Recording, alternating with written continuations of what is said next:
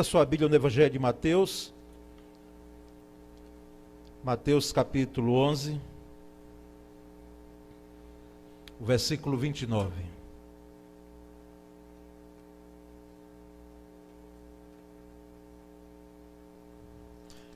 Texto pequeno, mas conhecido. E nós queremos então ler aqui na versão que temos. Tomai sobre vós o meu jugo e aprendei de mim, que sou manso e humilde de coração, e encontrareis descanso para as vossas almas. Amém? Vamos ler juntos nessa versão aqui da tela. Juntos. Tomai sobre vós o meu jugo e aprendei de mim, que sou manso e humilde de coração, e encontrareis descanso para as vossas almas. Amém. Andando em humildade como Jesus. A série, já estou titulando série porque começamos uma pregação há 15 dias atrás, no domingo pela manhã, sobre andando nos passos de Jesus. E nós vamos trabalhar, pela graça de Deus, nesse tema, fruto de uma leitura de um livro com esse tema, e que nos impactou muito e tem nos impactado a cada medida que a gente vai filtrando princípios, lições desse livro. Então nós queremos aqui compartilhar com a igreja. Não é uma repetição do livro, mas é o resultado da leitura de um pastor do livro, e que está sendo transformado então em mensagem bíblica. Meus irmãos, esse texto de Mateus 11, 29, conhecidíssimo, como eu disse. E aqui Jesus, ele fala dele mesmo. Jesus Cristo aqui, ele traz virtudes dele mesmo. Ele disse que era manso e humilde de coração, aqui falando dele mesmo. Então, nosso padrão de humildade é Jesus. Por mais que você conheça alguém humilde, que você pode chamar humilde, porque eu não sei se você já ouviu alguém dizendo assim: eu sou humilde. Quando a pessoa diz que é humilde, segundo eu penso e alguns outros, até já perdeu a humildade, porque a humildade é algo que nós notamos mais no outro do que na gente mesmo. Eu particularmente não sei, se você me perguntar se eu sou humilde, eu não sei, você é que vai me dizer. E para dizer, você tem que conviver comigo como esposa de pastor, ou como filho lá dentro de casa, ou viajar, uma viagem longa, e aí você depois vai dizer, o pastor Paulo Sérgio é humilde ou não. Porque, irmãos, o nosso padrão de humildade é Cristo. É Cristo. E na primeira mensagem, há 15 dias atrás, aliás, eu lembrei de que, às vezes, o argumento de que alguém pode chegar e dizer: mas Jesus é Deus, e eu não posso ser igual a Deus. De fato, você não é, jamais. Mas você pode ser, eu usei um termo, semelhante a Jesus. E Jesus não na sua divindade, porque nós não somos deuses em hipótese alguma, mas Jesus na sua humanidade, porque ele veio e se revestiu de humanidade, embora divino era. É algo que só Deus, dentro da soberania de Deus, nós podemos entender, e só Deus pode fazer um negócio desse. Deus se tornar homem e preservar as duas naturezas. Assim como o casal, dois se torna um. É uma matemática de Deus assim, maravilhosa. Mas o nosso padrão de humildade é Jesus, é o Cristo. E em Filipenses capítulo 2, versículos 5 e 6, os irmãos ouçam a explanação desse texto. O apóstolo Paulo, escrevendo da prisão, a carta aos Filipenses, ele diz: tende em vós o mesmo sentimento que houve em Cristo Jesus, pois ele, subsistindo em forma de Deus, não julgou ser igual a Deus ou como Deus, algo que ele devia se apegar. Tende em vós o mesmo sentimento que houve em Cristo Jesus. E qual foi o sentimento de Cristo Jesus? O sentimento de humildade e humilhação. Inclusive, quando nós estudamos teologia, a cristologia, que é o estudo de Cristo dentro da revelação das Escrituras, um dos estágios ou estados da humilhação de Jesus é esse revestir-se de humanidade. É ele descer da sua divindade, não desprezando a divindade, mas se revestir de humanidade. O mesmo sentimento que houve em Cristo Jesus, que sendo Deus, não teve por usurpação ser igual a Deus, coisa que devia se apegar. Então, irmãos, nós percebemos que ele experimentou, Jesus, todas as indescritíveis glórias do céu. Ele convivia com o Pai, e lá em João 17, 5, Pai, Filho e Espírito Santo, e mais especificamente aqui, nesse texto do Evangelho de João, capítulo 17, o próprio Jesus disse, ele disse, e agora glorifica-me, ó Pai, contigo mesmo, com a glória que eu tive junto de ti, antes que houvesse mundo. Ou seja, antes da fundação do mundo, Jesus já existia porque ele é eterno. Ele é Deus. Para algum segmento religioso, e assim foi para os judeus, não é? Na época do Cristo, dizer que um homem é Deus, que aquele Galileu tinha plenitude de Deus na vida dele, era um sacrilégio, era uma blasfêmia, mas hoje nós plenamente entendemos, e isso foi nos revelado nas Escrituras, de que Jesus, ele é Deus e ele já era pré-existente, ele já existia antes mesmo da fundação do mundo. Ele faz parte da divindade. Ainda assim, irmãos, enquanto andou por essa terra, Jesus não reivindicou este papel de ser divino e nem exigiu esta glória que ele tinha antes da fundação do mundo.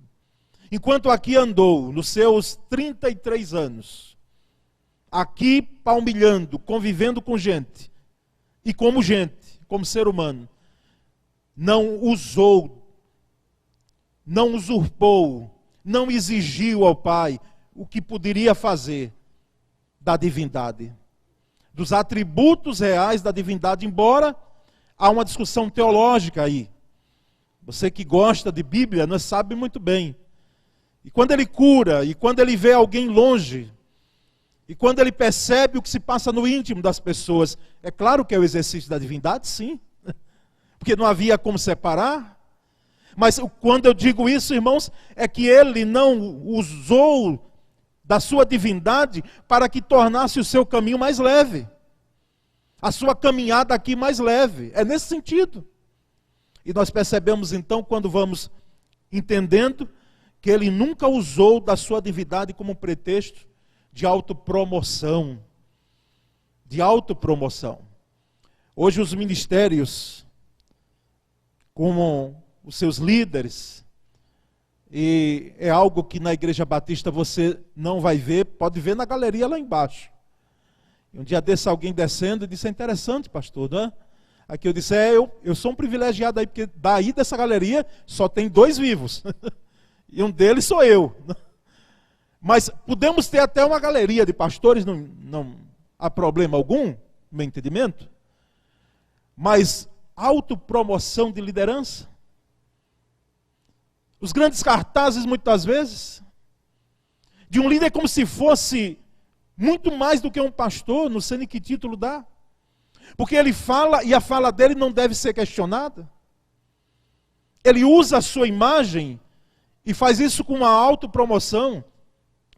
Eu estou trazendo essa questão porque nós temos visto hoje, nos segmentos mais modernos das igrejas. Mas Jesus não usou da autopromoção, da sua imagem de divindade, para se autopromover. Não usou da autoproteção. Quando Satanás deu a proposta de que ele se lançasse do pináculo do templo, lança-se daqui. Porque note bem como o inimigo conhece, Satanás conhece a palavra, né? O Salmo 91. E ele sabe mesmo, conhece. Quem sabe conhece mais do que a gente. Dizendo, porque aos anjos Será dado ordens ao teu respeito para que sustentem nas tuas mãos, como diz o Salmo 91. E aí Jesus disse, você está enganado. Você está usando a Bíblia como pretexto, mas jamais eu vou aceitar uma proposta sua, porque ao Senhor não tentarás. Então, nós percebemos que Jesus, irmãos, ele aqui andou com humildade. Andou com humildade. É bom que se diga que humildade não é algo comportamental.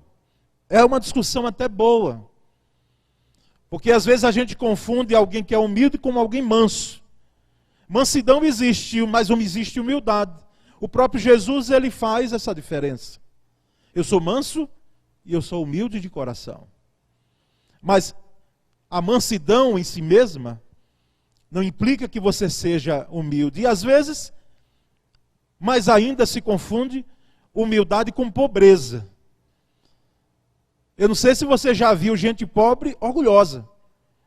Orgulhosa tem. Essa história de que os pobres, eles são humildes, nem sempre. Às vezes a pobreza leva, assim, lamentavelmente, além de um desnível econômico, social, porque nós estamos numa sociedade que valoriza o que nós temos e o que nós somos. Se você tem recursos financeiros, se você tem um bom carro, se você tem uma boa casa, então as pessoas, quem sabe, podem olhar de alto a baixo para você, e de baixo para cima e dizer, não, esse aí, não é? Esse aí sim. Mas quando se tem muitas vezes nada, nós percebemos também o desprezo. Mas, irmãos, humildade não tem nada a ver com a situação econômica financeira. Porque pode ser que tenhamos ricos que são humildes. Talvez você conheça, se você conhece alguém rico. Ricos que têm um coração humilde e pobres que possam ter um coração orgulhoso. É possível, sim.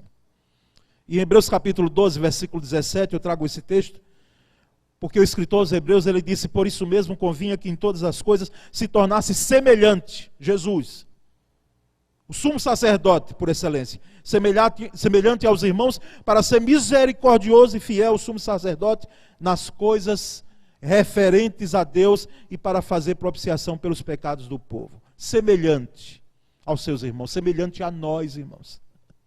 Jesus semelhante a nós. Que humildade.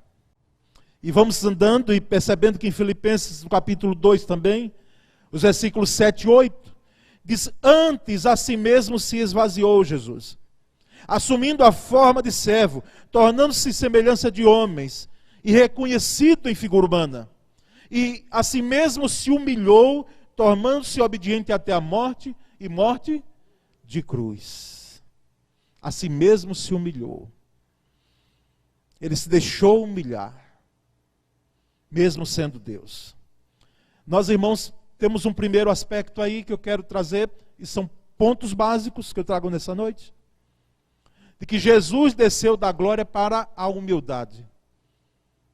Jesus desceu da sua glória, do seu trono de glória, para a humildade. Nós não devemos jamais esquecermos disso. Porque de fato aconteceu isso. Quando ele nasce, naquelas situações que o Evangelho de Lucas narra tão minuciosamente. Ele desceu do seu trono de glória para a humildade. E percebemos que do momento em que deixou o trono celestial, até o momento em que ele ressuscitou, Jesus viveu uma vida de humildade. Uma vida de humildade. O Criador andou sobre o próprio planeta que pessoalmente, irmãos, ele criou. Porque haja luz, ele estava presente e houve luz. Aconteça isso, separação entre firmamento e entre terra, céu e terra, e ele estava presente, porque lá em o Evangelho de João capítulo 1, o evangelista João narra muito bem no capítulo 1, dizendo que tudo foi feito por ele e nada do que foi feito se fez sem a presença dele. Mas o Criador agora está andando na obra criada.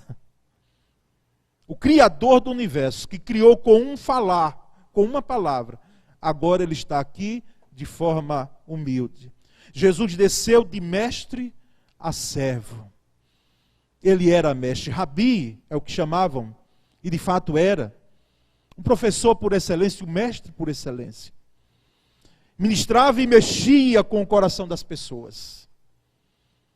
Jesus trazia com profundidade o ensino. Ele, mais do que passava lições, ele transmitia a vida. E esse mestre se tornou servo, esse senhor se tornou servo. O rei dos reis tornou-se servo. Cheio de humildade enquanto aqui viveu. E durante aqueles anos de silêncio, irmãos, que as pessoas até perguntam onde estava Jesus até os 30 anos de idade. Porque a Bíblia narra poucos episódios de Jesus até os 12 anos de idade, a sua infância, algo assim muito de relance. Aos 12 anos ele já está ali e depois há um silêncio. E só aos 30 anos esse homem aparece para iniciar o seu ministério. Até os 30 anos, irmãos, Jesus viveu em humildade. Até os 30 anos. Durante sua infância, submeteu-se a seus pais terrenos, José e Maria. E mais precisamente ainda Maria. Porque, segundo a tradição, José faleceu quando Jesus ainda estava naquele processo, nesse processo aqui de crescimento. Sabemos em qual idade que ele tinha, mas possivelmente José muito com mais idade do que Maria. E nós percebemos então que ele submeteu-se aos seus pais. Hoje nós percebemos, e às vezes eu ouço, de forma muito particular, alguns pais, que eu espero que não seja isso em proporção que vá crescendo a cada dia, de filhos que são crentes, muitas vezes perdendo essa compostura em relação à obediência aos pais. Se você está debaixo do teto do seu pai, de sua mãe, se você tem um responsável pela sua vida, se você é menor, você deve submeter-se à orientação paterna e materna. Esqueça isso, meu querido adolescente. Esqueça isso, de você ter uma autonomia antes do tempo. Não existe isso. Porque, inclusive, a autonomia plena, ninguém tem. Ninguém. Seus pais fizeram parte de uma geração, e os seus avós mais ainda, onde havia um respeito muito grande à figura paterna e materna. E Jesus, ele obedeceu. Alguns comentaristas menos avisados e alguns crentes que não entendem o contexto do texto, quando Jesus é encontrado ali no templo, porque os pais voltam e depois perdem, esqueceram de Jesus ali, ele estava no templo, não sabia os senhores, né? Que eu devia estar aqui na casa de meu pai, em hipótese alguma ali. É uma atitude de confronto, a palavra de José e Maria. Já eram os propósitos de Deus ali na vida daquele menino. E Lucas 2,51 diz que ele desceu com eles para Nazaré, Jesus. E era ali submisso. Sua mãe, porém, guardava todas estas coisas no coração. Era submisso. E Maria guardava no coração porque ela sabia que aquele filho ali, ele era excepcional. Era um filho que veio de forma maravilhosa, como ela bem guardava no seu coração. Jesus teve um trabalho comum, irmãos. Teve um trabalho comum como alguém contratado para construir e consertar coisas. Objetos de madeira para outras pessoas na comunidade pequena de Nazaré. Jesus trabalhou. Eu não sei quem inventou, porque já li em algum canto, e quem sabe você já ouviu, que quem inventou o trabalho foi o diabo, não foi. Quem inventou o trabalho foi o próprio Deus, que lá no Éden, ele já dá uma ordenança a Adão para regar ali o jardim, para que ele não vivesse na ociosidade ali do tempo. O trabalho, quando vai além daquilo que o ser humano pode suportar, quando nós tivemos a Revolução Industrial, algo absurdo de alguém trabalhar as horas que foi, e sem, muitas vezes, o reconhecimento de hoje que se tem os encargos trabalhistas. Mas aqui Jesus, ele trabalhou.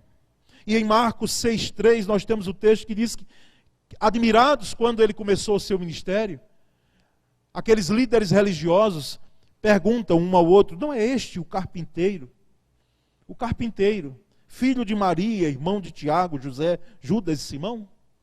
E não vive aqui entre nós suas irmãs? E escandalizavam-se nele. O carpinteiro, Jesus. O carpinteiro.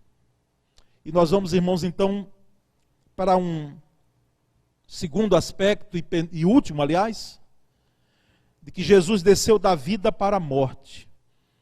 Assim como ele desceu da sua glória para a humildade, ele desceu da vida para a morte.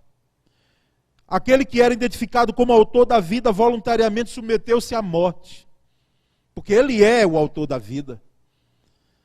O apóstolo Pedro e João, ambos, depois daquele dia de Pentecostes, no capítulo de Atos 2, no capítulo 3, eles vão ao templo para a oração, e tinha um paralítico à porta do templo, chamada Formosa, e esse paralítico pede ali esmola para ambos. E o texto que nós conhecemos muito bem, diz que os discípulos, olhando para eles, disseram: nós não temos prata nem ouro, mas o que temos nós te damos agora, em nome de Jesus Cristo Nazareno. Levanta-te e anda. E aquele homem andou e saiu pulando. Ele não saiu ensaiando passos, não, ele saiu pulando. E aquilo ali foi um escândalo, aquilo ali foi: como é que pode ocorrer isso? Esses homens estão com demônios? Como é que pode acontecer isso? Foi quando Pedro, cheio do Espírito Santo, irmãos, ele disse: olha, nós sabemos que esse Jesus que vocês mataram, o autor da vida, em Atos 3,15, mas Deus ressuscitou dos mortos e nós somos testemunhas disso. O Jesus que vocês mataram. Os religiosos, a liderança religiosa, fariseus, escribas e os romanos. Mas, irmãos, há uma pergunta última nessa ministração bíblica. É como a humildade de Cristo deve nos impactar. Esse homem sendo Deus, homem Deus, como a humildade, como o princípio de vida dele aqui na terra, pode nos impactar. De acordo com Filipenses 2:5, a carta de Paulo que nós lemos, nossa atitude deve ser a mesma de Cristo Jesus. A mesma de Cristo Jesus. Tendo em vós o mesmo sentimento que houve em Cristo Jesus. Nossos relacionamentos, irmãos, estão marcados por atitudes que refletem a humildade das atitudes de Jesus? No relacionamento fraternal, de igreja, de casa, de vizinho, de trabalho, será que nós refletimos a humildade que Jesus aqui viveu? Não há lugar, irmãos, para o orgulho, quando reconhecemos que nosso relacionamento com Deus está inteiramente fundamentado na graça de Deus. Não há espaço para o orgulho. Então não se orgulhe. Se existe uma coisa que você deve se orgulhar, é da graça de Deus, é do poder do Evangelho. Mas não se orgulhe de tal forma que você pense que é superior a outros. Você é melhor do que ninguém. você é mais bonzinho do que outros. Não. De forma que não há lugar para orgulho quando nós sabemos que nós mesmos somos carentes da graça de Deus, da misericórdia de Deus. Do mesmo modo, irmãos, nossos relacionamentos com as outras pessoas também devem ser marcados pela humildade de Cristo. Você já ouviu aquele comentário de alguém que chega, porque chega por terceiros às vezes. Ele não chega de primeira mão. Interessante que as coisas que machucam, não é? Elas chegam às vezes por terceiros. Aquele que comenta talvez não tenha a capacidade e a coragem de lhe dizer algumas coisas na sua frente. E quando é verdade. Porque às vezes quando vem com um acréscimo. Não é? O portador bota algo mais. E alguns até para verem a fornalha pegar fogo mesmo. E aí quando chega aos seus ouvidos, você diz, eita, agora pronto. O que é que eu vou fazer? Jesus tem misericórdia de mim. Mas vai ver comigo. Vai ver comigo. E a gente se arma todo. E a gente fica abalado. E tem gente que vê até forma de processos. E aí, eu particularmente como pastor, digo isso porque eu tenho que olhar dessa forma. E trago para mim também. Porque se nós formos pegar o caminho, irmãos, da ira e de tirarmos as satisfações às vezes, não estou dizendo que você não tenha os direitos, não é isso. Mas é que algumas questões que ocorrem, porque quem mais machuca a gente é quem está perto da gente às vezes. Pode ter certeza disso. Você não vai se incomodar tanto com alguém que está lá no Oriente Médio falando alguma coisa. Pode lhe comover até. Mas você vai se incomodar com uma palavra às vezes dura de um filho, que vem como um arpão assim, chega dói. De uma filha, de um parente, de um familiar que tece algum comentário. E aí a recomendação bíblica, não é a recomendação do pastor Paulo Sérgio, olhe para a cruz de Cristo. Alguns aqui em gabinete eu já disse isso. Se nós não pudermos olhar para a cruz de Cristo Jesus, aquele que estava na cruz, que tinha o poder ali de condenar todos, ele teve a atitude de perdão. Como eu estou falando a crentes, como eu quero ser melhor do que Jesus? Você vai pegar esse caminho de querer ser melhor do que o Cristo? Vá sozinho, eu não vou não. Mas não vou em hipótese alguma, irmãos. Então, pastor sul-africano André Murray, ele escreveu, e esse pastor tem um tratado sobre a humildade. Internet você pode ter. Pena que, não sei se tem um livro dele, mas em internet você pode pegar alguém narrando o texto dele, mais de 2 horas, sobre a humildade e a santidade. Tendo condições, veja isso. André Murray, ele escreveu um soberbo seguidor do humilde Jesus. Um soberbo seguidor do humilde Jesus. Isto eu não posso. Não devo ser um soberbo seguidor de Cristo Jesus. Alguém que tem soberba no coração. Alguém que se ache mais justo do que Deus. Alguém que quer apontar o dedo para condenar e não muitas vezes para levantar e ajudar. Porque nós temos muita gente ao nosso redor que em vez de dar a mão para ajudar, às vezes ajuda a derrubar. E aí nós podemos rogar ao Senhor, Senhor, faça a sua obra de refinação em nossa vida. Refina a nossa vida. Burila a nossa vida, faz com que o vento que o Senhor sopre, possa levar as cascas e fique só o trigo, o grão de trigo sadio, porque o que for palha vai embora. Refina a nossa vida. Faça-nos mais conformes ao nosso humilde Salvador Jesus Cristo. Faça-nos mais semelhantes a Ele. Faça-nos mais parecidos com Jesus.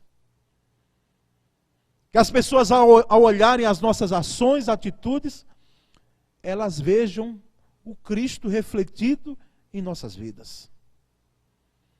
E aí nós podemos dizer que andamos nos passos de Jesus mesmo com humildade. Que Deus nos ajude, irmãos, a termos um coração humilde. Veja bem, não é o coração tolo não, porque tem gente que pensa que crente tem que ser tolo. Não. É um coração humilde. E humildade é uma virtude maravilhosa. Eu tive cuidado de ver se estava lá presente no fruto, na relação do fruto do Espírito. Não está lá. Não está lá diretamente, mas está lá implicitamente, porque eu quando amo, mas o fruto do Espírito é amor, alegria, paz, longanimidade, bondade, mansidão, domínio próprio. Quando eu tenho esse fruto, eu tenho humildade, eu procuro ter humildade no meu coração. Que Deus nos abençoe com essa palavra. Que cada vez mais aqui, nós possamos evidenciar um coração humilde. É a partir de mim, irmãos, que estou trazendo essa palavra. E tem a implicação de ser o primeiro a observar, a cumprir. Para que eu não seja intitulado também como hipócrita. Um ator pregando. Não é? Prega muito bem, mas não vive. Que adianta? Então que eu possa viver, Senhor, a humildade. A humildade em minha vida. Nós possamos como igreja. Você como pai, como mãe, como filho, como filha. Como cunhado, como sogra, como nora. A humildade de Jesus Cristo em nossas vidas. Amém? Vamos ter uma palavra de oração antes da celebração de ceia do Senhor. Senhor, muito obrigado nessa noite. Gratos somos, muito gratos somos. Obrigado, Senhor, pelo privilégio, mas a responsabilidade de explanar a palavra dessa noite. Andando com Jesus, nos passos de Jesus com humildade. Que nós possamos, Senhor, refletir o Cristo, a vida de Cristo em nossas vidas. E certamente nós sabemos que outras pessoas serão impactadas. E elas conhecerão de fato quem é Jesus, através de nossas vidas. Louvado seja o teu nome, Senhor. Nós oramos em nome de Jesus. Amém.